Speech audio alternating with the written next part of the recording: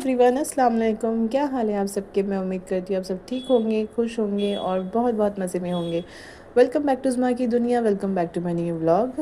दिन का आगाज़ हो गया है, ब्रेकफास्ट हो रहा है और ब्रेकफास्ट फ़िलहाल सिर्फ मेरा ही हो रहा है। और ये ब्रेकफास्ट मैं कर रही हूँ आयशा के जाने के बाद। आयशा जा चुकी है स्कूल, उसके बाद मैं अपना नाश्ता लेकर बैठी थी।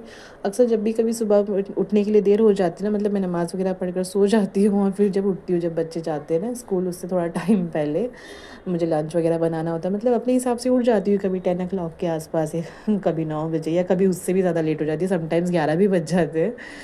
तो बस मुझे, क्योंकि और तो कोई काम होता नहीं, बाकी सारे काम करने मेड आती है, तो बस मुझे बच्चों को रेडी वगैरह करना होता है, इनका लंच वगैरह देखना होता है, तो बस इस वजह से मैं आराम से सोकर उठती हूँ।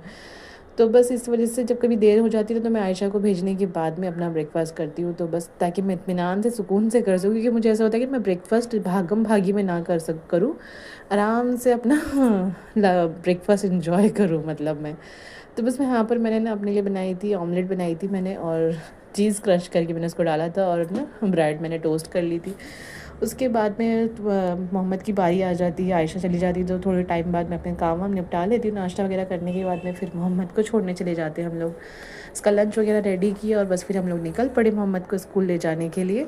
और आज तो मोहम्मद माशाल्लाह से बड़े खुशी खुशी स्कूल चला गया था। नहीं तो जब कभी कभार ना, जब छुट्टियाँ हो जाती है, मतलब सैटरडे संडे को जैसे ऑफ होता है मोहम्मद को, और जैसे अगर वीकडेज़ में भी कभी कभार ऐसा होता है ना कि तबीयत वगैरह ठीक नहीं हो या कोई भी रीज़न हो, तो उसको ना बस फिर छुट्टी के बाद में जाने के लिए बहुत ही ज़ोर आ रहा होता है कि ना मम्मी मुझे नहीं जाना। मुझसे तो खैर नहीं कहता वो कभी भी कि मुझे नहीं जाना, क्योंकि उसको पता है जितनी दफ़ा मुझे बोलेगा ना कि मुझे नहीं जाना, मैं उसको और ज़बरदस्ती करके छोड़ कर आती हूँ। बट उसको अपने अब्बू से ज़रूर बोलेगा कि ना मुझे नहीं जाना, और बस फिर उसके अब्बू कह देते कि ये नहीं जाएगा। फिर मैं भी बहस नहीं करती, क्योंकि ऐसा नहीं होता कभी भी कुछ भी बात हो ना, मतलब मैं अगर वो कह देते हैं तो फिर मैं उससे नहीं बहस करती इस मामले में कि नहीं आप क्यों रोक रहे हो या क्यों मना कर रहे हो। उनका डिसीजन मतलब फ़ाइनल डिसीजन होता है, फिर नहीं होता है। लेकिन फिर बाद में मैं ज़रूर उनको स्कोल्ड करती हूँ कि ना आप हमेशा, जब भी वो मना करता है तो आप हमेशा उसके लिए बात मान लेते हो और मना कर देते हो। वैसे तो ऐसा खैर फ़ोर्सफुली करके ना बच्चे को पढ़ने के लिए नहीं भेजना चाहिए, क्योंकि बच्चा फिर ना खुशी खुशी पढ़ ही नहीं पाता, ना फिर उसके लिए कोई उसका कोई यूज़ होता है पढ़ने का। तो बट लेकिन मेरा कहना ये है कि ना, मैं उनको ये बोलती हूँ कि आप ना उसके बोलते ही ये चीज़ मत किया करें, नहीं तो ना उसको आदत पड़ जाएगी हमेशा ऐसे ना ज़िद करके अपनी बात मनवाने की या रो धो के मानने की। बट लेकिन वो मानते ही नहीं हैं। उनकी मोहब्बत बच्चों के लिए इतनी ज़्यादा है ना कि वो बस बच्चे अगर ज़रा सा रो दे या कुछ बोल दे तो बस फिर वो उनका सब कुछ छोड़ देंगे। वो फिर जो बच्चे बोलेंगे उनको वही करना होता है। और मेरे बच्चे ना सच में इस बात का बहुत फ़ायदा उठाते हैं, स्पेशली मोहम्मद। आयशा तो खैर अब बड़ी हो गई है, आयशा ऐसी कोई ज़िद करती नहीं, बट लेकिन मोहम्मद बहुत ज़्यादा मैनिपुलेट करता है अपने अब्बू को, और वो हो भी जाते हैं। तो बस खैर फिर हम लोग आ गए थे। उसके बाद में ना यहाँ पर पता नहीं क्या लड़ाई हो गई थी हमारे घर के सामने। पहले तो मुझे लगा ऐसे ही कोई दो लोग आपस में बात कर रहे, बात होते होते फिर लेकिन बहुत ज़्यादा जब शोर होने लगा बहुत फिर पुलिस भी आ गई, तो ना फिर लगा कि ना शायद कोई बहुत बड़ा सीन क्रिएट हो गया। पता ही नहीं, शायद रिक्शा वाले के साथ में ना शायद किसी बाइक वाले की टक्कर हो गई थी, कुछ ऐसा सीन हुआ था, क्या हुआ था कुछ समझ भी नहीं आया। बट लेकिन ना बहुत देर तक, मतलब ये सीन कम से कम 1 घंटे के आसपास हमारे वहाँ चला, और पुलिस वालों के समझाने के बावजूद भी नहीं, जो वाइट टी शर्ट में ना इन्होंने बहुत ज़्यादा हंगामा किया। पता ही नहीं इनकी क्या रीज़न थे। इसने उसका फ़ोन वगैरह भी छीन के रख लिया था बहुत तंग कर रहा था। और पुलिस वाले ऐसे हो रहे थे कि ना, मतलब पुलिस वाले भैया का ऐसा हो रहा था कि ना वो परेशान हो रहे थे कि मैं इसको कैसे इसका मुंह बंद करूं। ये बंद करने का नाम ही नहीं ले रहा, बहुत इरिटेट कर रहा था सच्ची में ना। उसकी अगर मैंने यहाँ पर अभी अब वॉइस खोली होती ना, आप सुनते थे, तो बहुत ज़ोर से बोल रहा था और बहुत इरिटेट, किसी किसी की आवाज़ होती ना कि बहुत इरिटेट करता है इंसान, उस टाइप की इसकी वॉइस भी ऐसी थी। तो बस पता ही नहीं किस मामले पर ना ये बहुत परेशान कर रहा था उसको। मतलब हुई होगी चलो कोई भी बात, लेकिन मानने को तैयार नहीं था। सब कन्विंस कर रहे थे, पुलिस वालों ने भी कन्विंस करने की कोशिश करी, बट ये नहीं सदने को तैयार, वो अपनी अपनी मान रहा है। और भी मतलब अदर बहुत लोगों ने कन्विंस किया इसको, बट ये नहीं माना। फिर एट दी एंड ये लोग शायद मेरे ख्याल से थाने चले ही गए, थाने जाना ही पड़ा इन लोगों को। तो बहुत देर तक ये हंगामा चला, और पता नहीं किस मामले के ऊपर इन लोगों की बात चल रही थी। और पता ही नहीं कुछ पिछले कुछ दिनों से ना ऐसा हो रहा है कि ना यहाँ पर आसपास बहुत झगड़े हो रहे हैं, बहुत ही ज़्यादा। मतलब ना कभी भी किसी का एक्सीडेंट हो जाता है, आपस में टक्कर हो जाती है तो लड़ने लगते हैं। मतलब जो बात मामूली सी सॉरी से ख़त्म हो सकती है ना, तो उसको बहुत बढ़ा देते हैं। मतलब जैसे टक्कर अगर लग गई ना, तो टक्कर मारने वाला सॉरी नहीं बोल देता, और बस उल्टा उसी पर चढ़ जाता है कि तुझे भी देख कर चलना चाहिए था, ऐसे करके। मतलब और बहुत बहुत बदतमीज़ी हो जाती है। तो अगर कोई बात मामूली सी सॉरी से ख़त्म हो सकती है तो उसको सॉरी बोल के ख़त्म कर देना, बजाय इसके कि ना आप उसको बढ़ा चढ़ाएं और आपस में ना बातचीत ज़्यादा बिगड़ जाए। और अक्सर ज़्यादातर इधर झगड़े ना एक्सीडेंट को लेकर ही होते हैं, मतलब या तो कोई किसी को टक्कर मार देता है या कोई किसी की लग जाती है बाय चांस, बाय मिस्टेक या मिस्टेक से। अभी 1-2 दिन पहले का वाक़या है, वो मैं रिकॉर्ड नहीं कर पाई, वो मुझे एक्चुअली रिकॉर्ड करना था। उस वो क्या हुआ, वो एक आदमी अपनी स्कूटी से जा रहा था, उसके पीछे आई थिंक उसकी वाइफ़ होगी और एक छोटा-सा बच्चा भी था। और मैं हॉल में थी, हॉल में मुझे बड़ी ज़ोर में नमाज़ पढ़ रही थी, तो मुझे आवाज़ आई, बड़ी बड़ी तेज़ से आवाज़ आई कि ना जैसे लड़की चिल्ला रही हो बहुत, तो फिर मुझे लगा कि बच्चे खेल रहे होंगे या मतलब किसी चीज़ की आवाज़ होगी होगी जैसी भी होगी। बट मैं नमाज़ पढ़ के फिर जब अंदर गई और फिर जब मैंने देखा मेरे बच्चे बच्चे ना सब खिड़की में खड़े होकर देख रहे, तो फिर देखी कि ना वो औरत को उठाकर ना सामने, बिल्कुल सामने ही क्लिनिक भी है हमारे बिल्डिंग के, तो वो क्लिनिक में लेकर जा रहा था। मैं बोली क्या हो गया यहाँ पर ये सब, तो फिर उन्होंने मुझे बताया, मेरे हस्बैंड भी वहीं पर थे, तो कहने लगे जो औरत है ना, ये बंदा जो स्कूटी चलाकर आ रहा था और वो पीछे से ना बहुत दूर से शायद गिर गई थी और वो घिसड़ती भी आ रही थी, मतलब उसका ना सर ज़मीन पे लगा हुआ था और वो स्कूटी चले जा रही थी। और वो बंदे को पता ही नहीं कि उसकी वाइफ या जो भी पीछे बैठी है वो गिर गई है, उसको चोट वगैरह लग गई है या वो शोर मचा रही है। फिर लोगों ने उसको अट्रैक्ट किया, उसको रोकने मतलब इशारे वगैरह किए और उसको कहा, तो वो रुका। और एग्जैक्टली वो कहाँ आके रुका, जहाँ पर हमारे घर के मतलब हमारी बिल्डिंग के पास में बिल्कुल सामने ही क्लिनिक था। तो फिर मैंने सोचा या अल्लाह ताला की कुदरत, मतलब अल्लाह ताला ने हर चीज़ कैसे कैसे प्लान की, मतलब वो एग्जैक्टली वहीं आकर रुका जहाँ पर सामने क्लिनिक था। फिर वो बस फ़ौरन उसको लेकर उठाकर गोद में भागा, उसकी पट्टी वगैरह उसने कराई डॉक्टर के पास में ले जाकर। तो फिर मैंने ये सोचा, मैं बोली ऐसा कैसी मतलब ऐसी कौन सी बेहोशी है या जो बिल्कुल बेख्याली कहो या क्या कहो पता नहीं, जो उसको सुनाई नहीं दिया उसके पीछे बैठी हुई। मैं बता रही हूँ सच में, मैं नमाज़ पढ़ रही थी पर मुझे बहुत ज़ोर से उसकी आवाज़ आई, बट मुझे लगा चिल्ला रहा होगा कोई, ऐसी यहाँ पे लड़ाइयाँ होती रहती है या कोई ना कोई शोर शराबा होता रहता है, मैंने कहा कुछ हुआ होगा। और नमाज़ पढ़ने की काफ़ी देर बाद मैं अंदर गई थी, मतलब नमाज़ वगैरह पढ़ के तस्बीह वगैरह पढ़ रही होती हूँ मैं, उसके बाद मैं अंदर गई तो मैंने देखा तो तब वो वहाँ लेकर जा रहे थे उसको। तो मैंने बोला इतना टाइम तक इसको सुनाई कैसे नहीं दिया, ये कैसा आदमी है जो उसको पीछे बैठी हुई औरत की आवाज़ नहीं सुनाई दी। और सच में उसको बहुत बुरी तरीके से ना पीछे सर में बहुत गंदी तरीके से लग गई थी, उसको बैंडेज वगैरह करा के लेकर गया। फिर वो पता नहीं क्या कब गए होंगे क्या गए होंगे, बस हमने जब जहाँ तक देखा तब तक उसको अंदर लेकर चले गया था वो क्लिनिक के अंदर। तो बस ऐसे ही है कि ना लोग ना ज़रा सी बेध्यानी के चक्कर में ना, ज़रा सी बेध्यानी और बेएहतियाती से ना बहुत बड़ा कुछ भी इंसिडेंस हो सकता है या हो जाता है। थोड़ा सा एहतियात करा करें ना, जब बाहर निकले या कहीं पर भी आए जाए ना, तो थोड़ा सा ध्यान रखा करें अपने आसपास का और आप जिसके साथ आ रहे जा रहे हैं उसका भी। बस फिर वक्त हो चुका था शाम का, और शाम के वक्त ना मुझे कुछ सामान लेना था बाहर से, मतलब बाहर से के नीचे दुकान से मुझे लेने जाना था, तो बस मैं दुकान पर चली गई थी नीचे सामान लेने के लिए। और बच्चे में आयशा तो गई हुई थी ट्यूशन और मोहम्मद अपने अब्बू के साथ में खेल रहा था। तो वो पहले तो वो कहने लगी लाओ मैं ही लेकर आ जाता हूँ, मैंने बोला नहीं जाने तो मैं ही जाती हूँ, नीचे तो यहीं बराबर में तो जाना है। तो बस मैं चली गई थी और बस फिर सामान लेकर आने के बाद में मुझे फिर खाने में लग रहा था डिनर बनाना, तो बस फिर मैं डिनर बनाने लग गई। और डिनर में मैं आज बना रही हूँ आलू और गोश्त का सालन।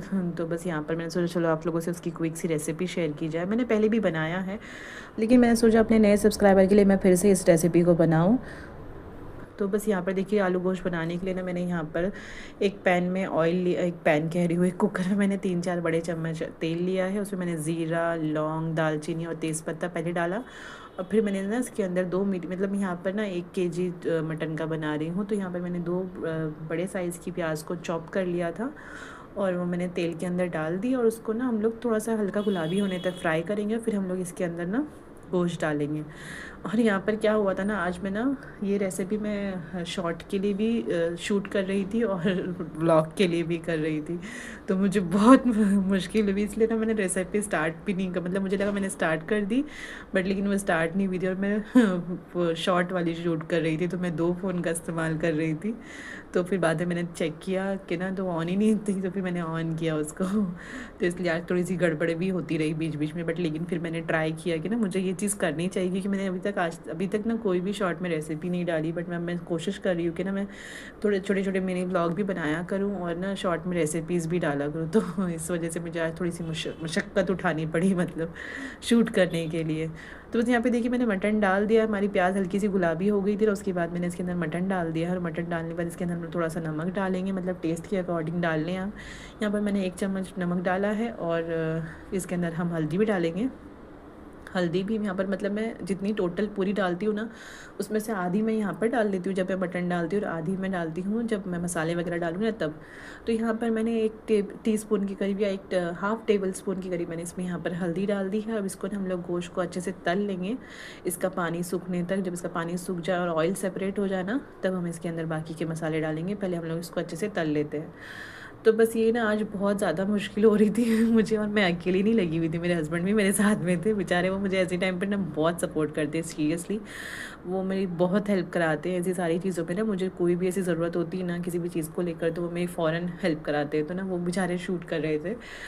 जब मुझसे डिस्टर्बेंस होने लगा ना, तो फिर मैंने उनको बोला, मैंने बोला मुझसे अकेले से नहीं हैंडल हो रहा, आपको आना पड़ेगा। तो फिर वो आ गए बेचारे। फिर बाद में ना वो पकड़ के खड़े होने, क्या वो मतलब वो ध्यान दे रहे थे कि हाँ मेरा कब मुझे ऑन करना है, कब पॉज करना है, क्योंकि शॉर्ट के लिए हमें छोटी छोटी सी क्लिप चाहिए होती है, वो ज़्यादा लंबी नहीं होती। तो ना वो बराबर रिकॉर्ड करके पॉज कर रहे थे।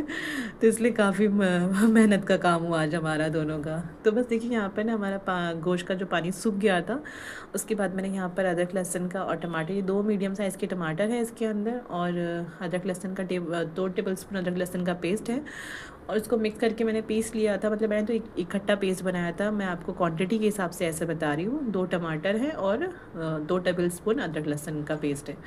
उसमें डाल देंगे हम लोग मटन के अंदर, और इसको भून लेंगे अच्छे से। मतलब बहुत ज़्यादा नहीं भूनना है, थोड़ा सा पानी भी ऐड करें इसके अंदर, और जब तक इसका थोड़ा सा ना ऑयल दिखने लगे उतने तक इसका जब तक पानी थोड़ा सा सूख जाए, मतलब 70-80% के आसपास इसका पानी सूख जाए, तब हम इसके अंदर पाउडर मसाले डालेंगे। तो बस अब आप इसको अच्छे से भून लें यहाँ पर। तो बस पाउडर मसाले में ना मैं सारी आज ना लाल मिर्ची डालने वाली हूँ, हरी मिर्ची नहीं डालूँगी। तो इस वजह से मेरी लाल मिर्ची भी थोड़ी सी ज़्यादा आपको दिखेगी क्वांटिटी के हिसाब से। तो बस यहाँ पर देखिए मैंने ना 3 टेबल स्पून के करीब रेड चिली पाउडर डाली है, और हाफ़ टेबल स्पून के करीब मैंने हल्दी और ली है, और 2 टेबल स्पून भर के मैंने धनिया पाउडर लिया है। अच्छा, अगर आपको यहाँ पर आप हरी मिर्ची डाल रहे हो तो रेड चिली पाउडर ना थोड़ा सा आप कम कर दें, और फिर आप बाकी का हरी मिर्ची और रेड चिली पाउडर दोनों मिक्स करके डालें।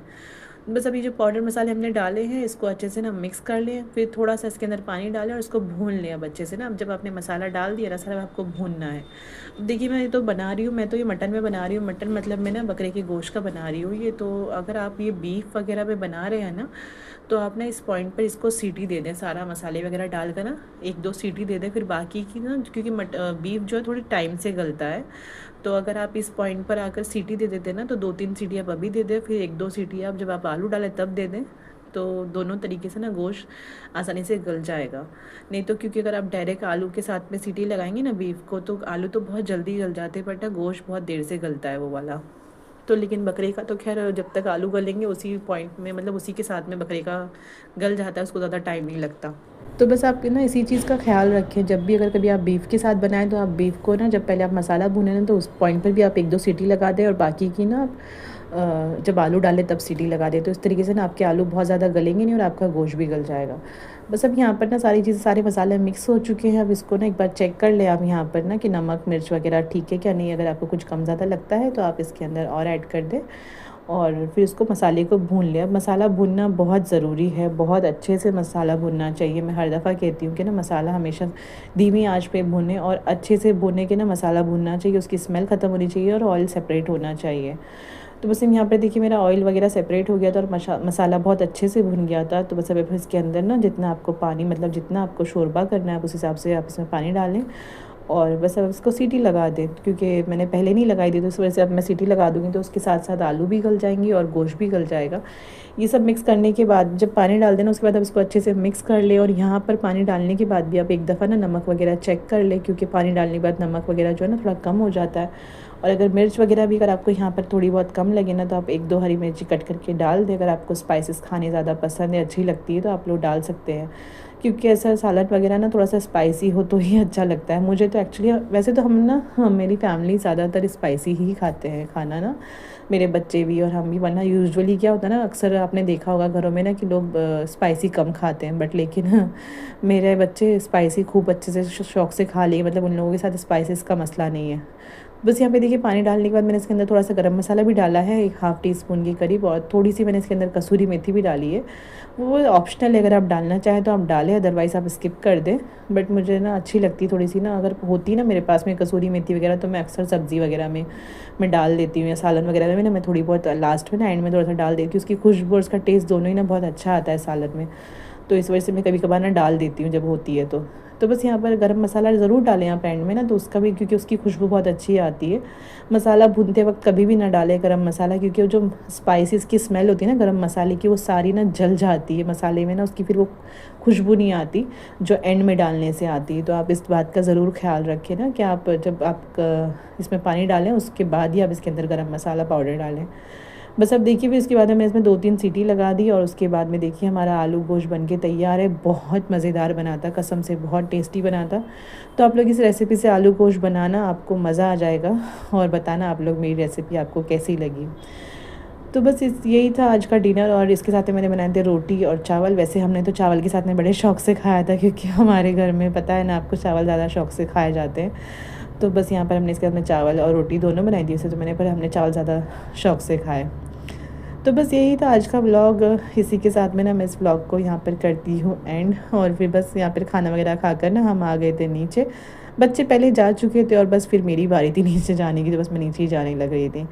तो चलिए बस इसी के साथ में इस व्लॉग को मैं यहाँ पर कर देती हूँ एंड, इंशाल्लाह आपसे फिर मिलूँगी एक और नई वीडियो के साथ। तब तक के लिए मेरे चैनल पर बने रहें, नए हैं तो सब्सक्राइब करके जाएँ, और वीडियो अच्छी लगती है तो लाइक और शेयर ज़रूर किया करें।